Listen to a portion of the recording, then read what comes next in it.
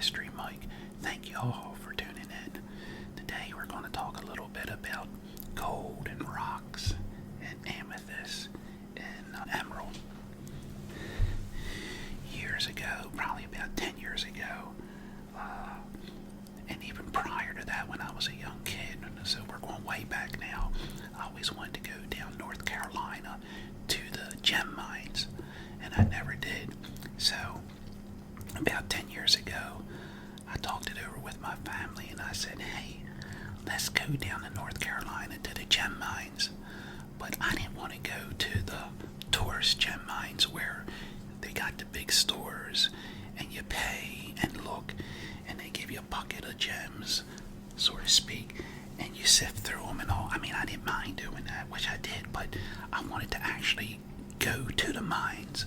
So I was thinking, how can I go find a mine and actually go look for gems? So I went on the internet and I found two brothers, real nice guys, and they lived in Michigan and they had family down in North Carolina and Kentucky.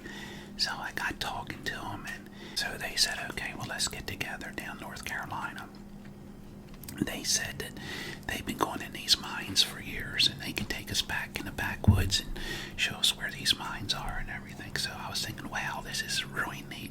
So sure enough, we met them down there. So me, my wife, and my son, and actually my brother and a friend, we all met down there, and they took us back in the woods and up in these mountains, and sure enough, there was these old mines. Now these mines were originally mined by Indians at first, and matter of fact, it was like a giant well straight down. I don't know how deep it was. They said, I guess, I don't know, somebody put a fence up just so nobody falls in it. And from what I understand, when they found this, whoever found it went down in there and they actually found on the floor of that giant hole or well or whatever you want to call it, they found Indian tools that actually picked at these rocks. And what they were down there for, they weren't for the same gems that we were going there for. They actually went for mica, and mica is like a plastic, it looks plasticky glass, and it's a thin rock, and it's like paper thin. And believe it or not, they also used that in glass windows in the cars years ago in the 50s and 40s. And I remember as a little kid going over to one of the farms I grew up next to. They had these old cars there, and the glass, the windows and all were busted. And sure enough, it was that plastic-looking mica stuff. And I could relate to that when I heard that they actually put that in the windows of the cars.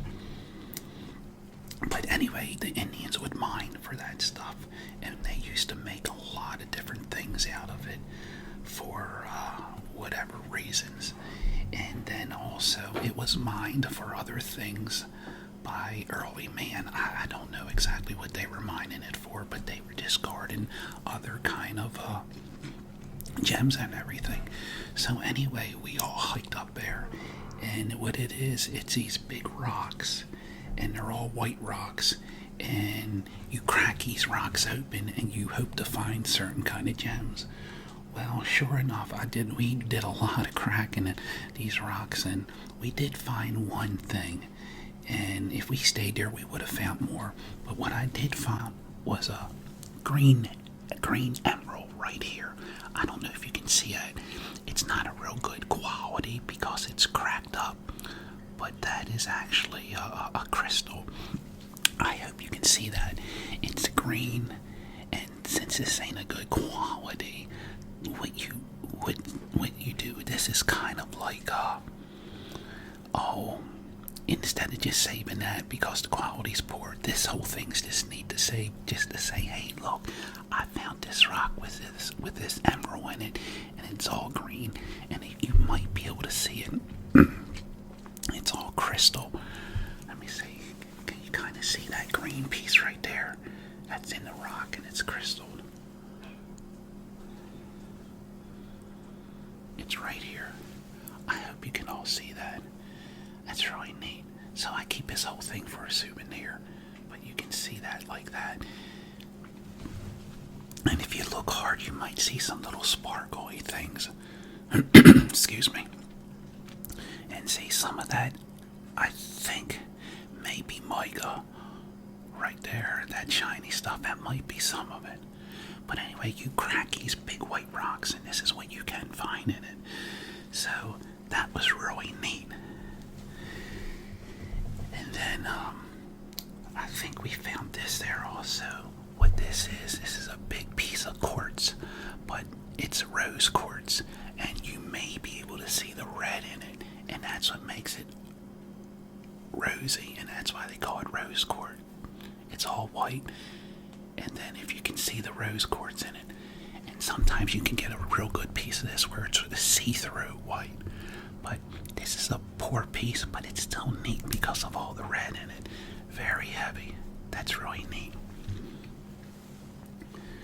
So one of the brothers, I can't even remember their names because it's been so long, before we met them down in North Carolina, they were also down in Kentucky, and they were looking for different rocks and gems, and they gave me this one rock here. So this one came out of Kentucky. Before we actually met the brothers in North Carolina, they were down in Kentucky, and they brought this rock up to me, and I don't know, hopefully you can see that. It's a very heavy rock as well, and it's a foliated rock, and that's what gives them these lines, and those lines are red, and that's really a pretty rock. I don't know exactly what kind of rock it is. Maybe you all know and can tell me. Now, if my brother was here, he could tell me, but I just don't know. But it's definitely a keeper. It's really neat. I hope you can see that.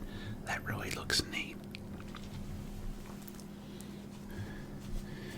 Well, after we did that mining in the mines and all, then down in town were, like I said, a lot of these stores that had these mines. They didn't have mines. Well, actually, they did own mines, and they got a lot of gravel and rocks from those mines, and they brought it to the store in these buckets, and you would pay so much money for a bucket, and then you would sift it out in a sifter in the water, and all different kind of rough gems would be in it and everything. So this one store said if they had a deal going on, if you would buy one bucket for $100, and you would pick out the 2 best stones or gems that you would find, that they actually would cut it, polish it, and send it back to where you live. Well, they did. We found a gem that was amethyst, and we showed them it, and they said it was a good quality, and they said that they would cut it and shine it up and send it back home here. And I think it took, I can't remember, 3 to 6 months, but they did. And it was a rough rock, and we showed it to them, and there it is. Hopefully you can see it. That was just a rough gem, and they, like I said, they cut it, polished it up, and sent it home here to our house, and that's really neat. Alright, what's the other one, Jess? Emerald. And then we found a neat emerald gem, and it's all rough, it's just a pretty stone. And sure enough, we showed it to them. They said it was a good quality, and they cut that as well, and they sent that back home, and there it is. I thought that was really neat. So I always wanted to go panning for gold, and years ago, back in the 80s, me and my brother went out westland, Wyoming, looking for gold. And believe me, there's gold there to be found, even though we didn't find any. But it really takes a lot of looking and a lot of searching. But we found some neat rocks, some garnets and stuff like that, and it was a lot of fun.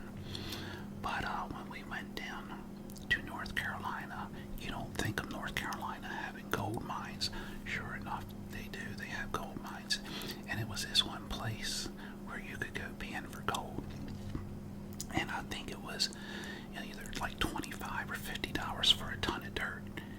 And I remember we got 2 ton, and they just scooped it out of the earth close by this stream, and they put it into this big rock sifter, and it would shake, and you'd be in a hose there washing it down and smashing the clay.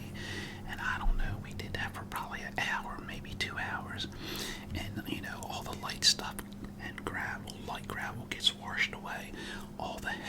stuff, goes down and hits onto this little rock and holds it. And sure enough, we did find gold. And one of the biggest gold nuggets that I found is right here. And believe it or not, that's a little gold nugget. And that came out of North Carolina.